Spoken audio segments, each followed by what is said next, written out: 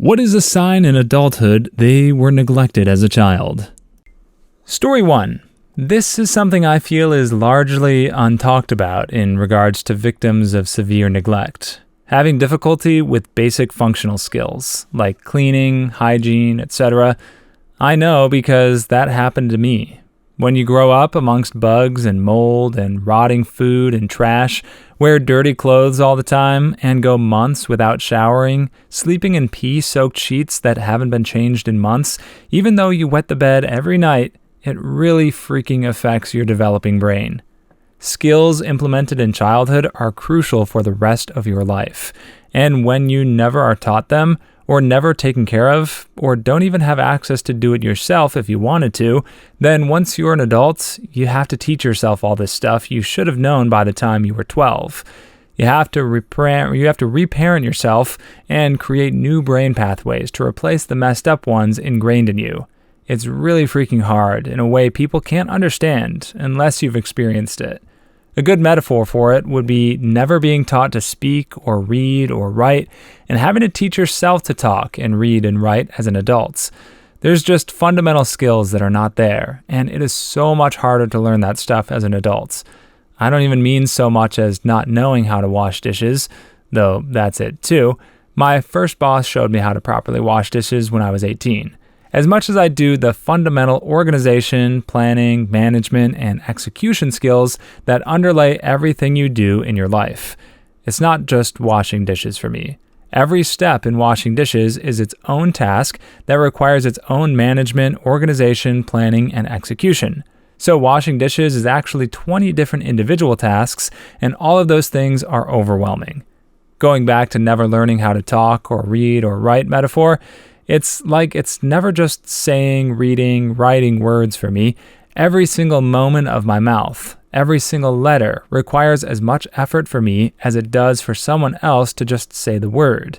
By the time I'm done with A, everyone else is done with the whole alphabet. It's hard to explain, and I'm not sure if I'm doing a good job at trying to. There's just a piece missing that everyone else has, but I don't. Story 2. Hoarding certain things, like they never had enough and now cannot be without or afraid someone will take it away. Yeah, and as a side note, this can also be the case for people who were not neglected but lived through poverty. Poverty and neglect here. I never went hungry, but food never felt stable or abundant.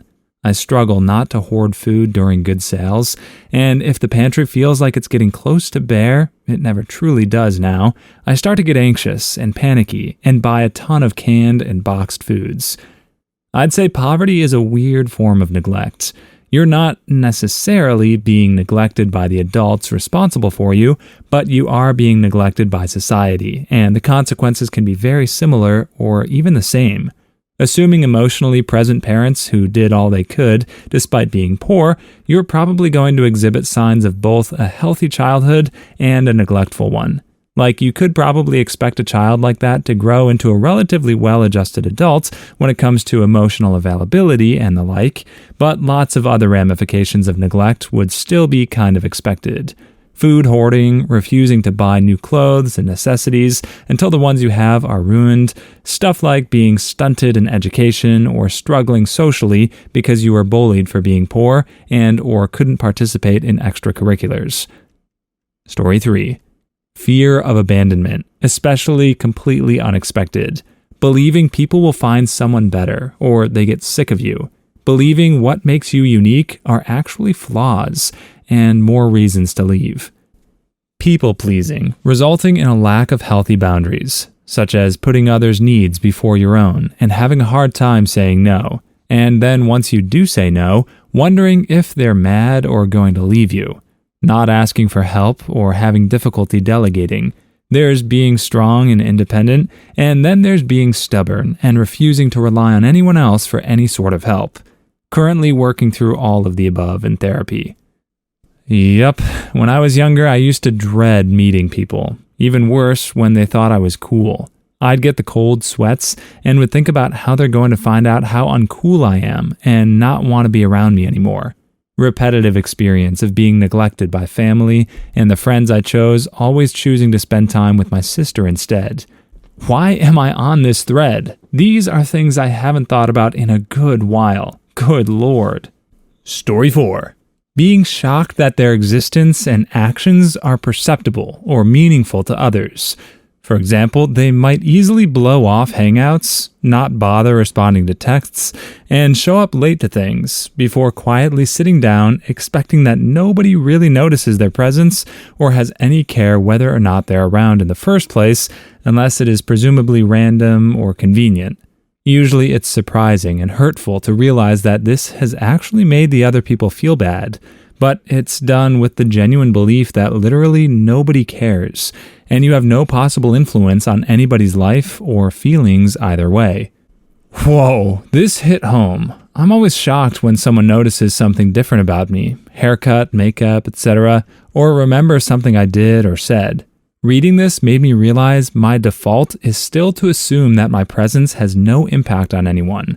Like, I don't really count as a person the way everyone else does. That part about remembering something I did or said hits home with me. Back in school, it always felt like I was completely surrounded by people with memory loss, because nobody ever remembered a single thing that happened between us when I tried to talk about it. That stuff hurts. Story 5. Having an insecure attachment style. Being out of touch with your feelings and having no one to teach you how to regulate them. Oh, this. I grew up just like this. I wasn't allowed to have an opinion because I was a child. I wasn't allowed to have privacy. I was never allowed to make choices without the approval of an adult. And standing up for myself was considered being disrespectful, and I was never allowed to talk back to any adults who were being disrespectful to me. I wasn't allowed to cry or be upset about anything. And now that I'm an adult, I have trouble regulating my emotions. If I'm sad about something, I feel like I want to kill myself, even though it's something that isn't serious. If I'm upset about something, I blow it way out of proportion, and it takes me a minute to calm down. I was never taught any life lessons or how to do simple tasks, such as cleaning or cooking. I have a fear of doing a task, and someone comes along and berates me for not knowing how to do something simple, which I was never taught how to do during childhood. It's embarrassing, in fact. Parents who treat their children how you and I were treated just makes a person who can't think for themselves regarding decisions and always acting on impulse. Story 6. Still feeling like you're always in trouble, even as a grown adult. This is maybe the main reason I never feel like I'm a full adult. I'm 35, and I have to constantly remind myself that I'm not on the verge of being punished for some perceived slight. I had a realization one night while putting dishes and utensils away in my own apartment that I'd lived in for years upon years that no one was going to yell at me for putting them away too loudly. That I was basically scolding myself for doing the right thing. Whoa. The voice that you use to talk to your children is the voice they will hear in their heads for the rest of their lives. Literally had to vocalize that I'm fine. There's nothing wrong. There's no bully. Finances are okay. There's food in the fridge and freezer. Bills are paid. Why the anxiety? Because chronic anxiety means your subconscious mind is constantly expecting something to go wrong, even when everything is fine. An effective adaptation for survival, I imagine. Brains are meant for keeping you alive, not keeping you happy. Story 7. In addition to what has already been said, constantly apologizing for things that need no apology. When they talk, they might be prone to fast talking because they're not used to someone listening to them or someone not talking over them. ETA, while I'm currently at the top of this comment section, I just want to take the time to say how beautiful it is to see you all supporting each other in the comments. I hope everyone feels seen and heard tonight. My parents still do this to me at 30 years old. I'll be talking and my mom will straight up start a conversation with my dad in the middle of my sentence. I feel ya. I have more than once stopped talking midway just to see if anyone actually cared. No one even noticed. That's the worst. Friends and family both did this to me. Now when someone is talking in a group and everyone else talks over them, I make a point to look at them and say, I'm still listening, so they don't have to feel like I did. Story 8. For me, I literally do not ask for help until the situation is literally basically life or death. asking help for physical tasks, mental health, advice, you name it. I'm a hyper-independent individual, and being vulnerable and open just isn't in my personality. Edit. Just wanted to say I'm amazed how many people have the same type of experience and mindset. I've also received a lot of depressing comments too. If any of y'all ever want to talk, DMs are open. Although, ironically, I know most of y'all won't. I couldn't upvote this more. It took me a long time to realize this personality trait of mine, probably due to neglect. I've always had people tell me they're impressed I can do so many things, DIY, cook, bake, and general problem solving, etc., but it came from having no one to rely on when I did need help. Nobody ever came to assist me, so I learned. Unless it's literally life or death, I am not asking someone to aid me. It's so ingrained in my psyche that it's like muscle memory. I'm not trying to be stubborn, but I never ever ask for help. Story 9. I don't trust promises that people make. I avoid conflict as much as possible and tend to look for an exit if things get loud or if people move fast. I try not to be a burden to anyone, but I'm always checking in with people to make sure someone cares about them. I don't like spending money on myself, and if anyone buys me anything, I feel guilty or like it might be held over my head. I find more comfort alone or with animals than most people. I'm worried that I'm constantly disappointing people around me or wondering why anyone would want to be my friend or a romantic partner. I'm working on all of it, of course, and keep a normal appearance as much as possible, but my mind never really stops, and I just wish I wasn't so sad all the time. This is by far the comment that gets me the most.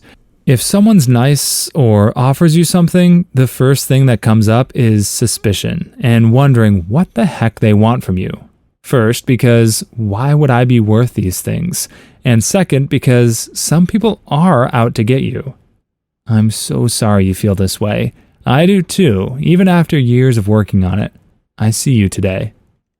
Story 10. They don't ask for help. Ever. Yup.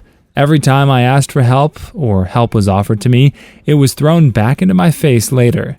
I'd rather just figure it out myself than feel indebted to someone. I still have trouble accepting help from my partner, who has never used it against me. I don't trust anyone, and am not going to appear weak in front of anyone so they can use it against me later on. I'll figure it out on my own because no one's ever been there for me.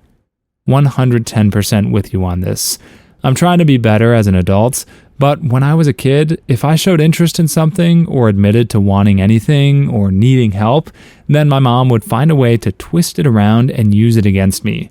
It's easier and safer to just figure it out on my own. Story 11.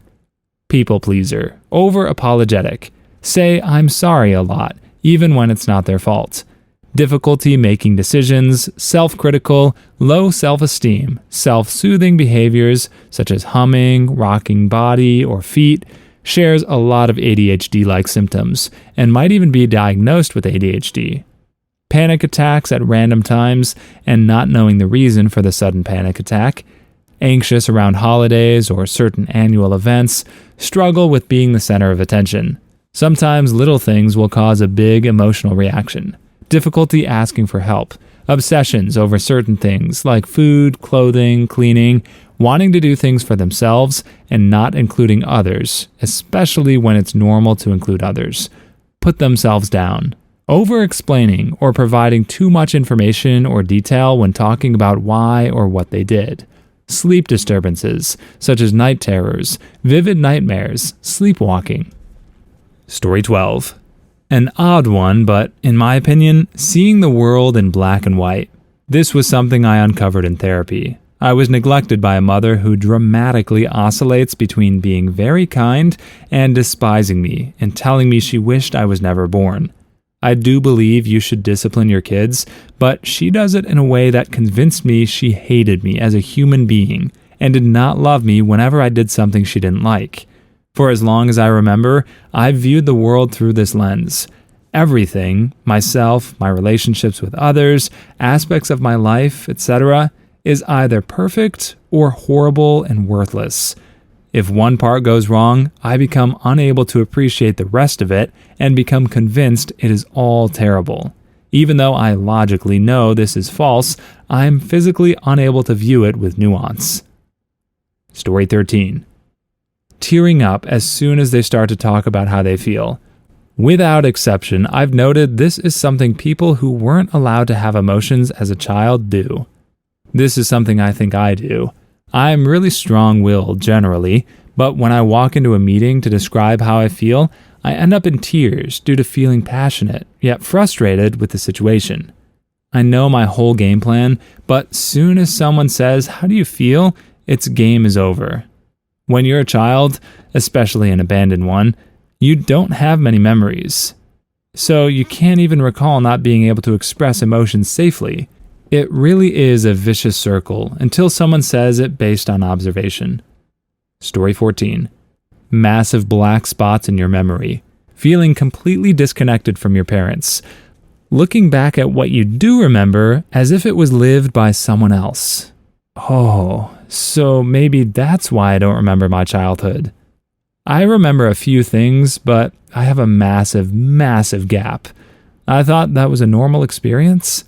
Sometimes I look at photos of my childhood and can't reconcile the smiling images of me as a baby, toddler, a little alongside my parents looking so happy, versus the pics as I get older and less cute and less interesting to them. They loved babies.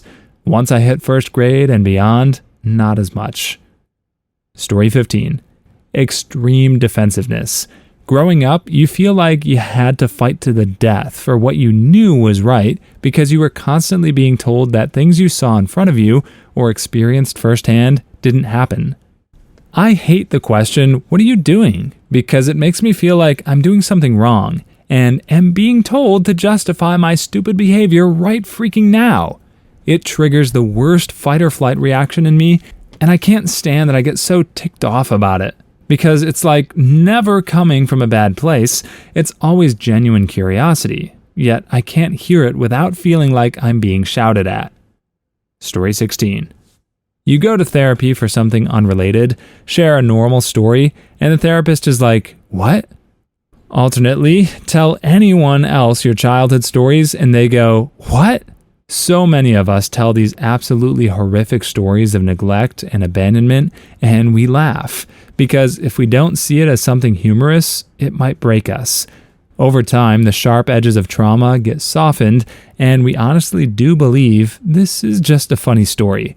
I'm still caught by the occasional memory where I'm like, wait, that's not funny, that was actually really messed up.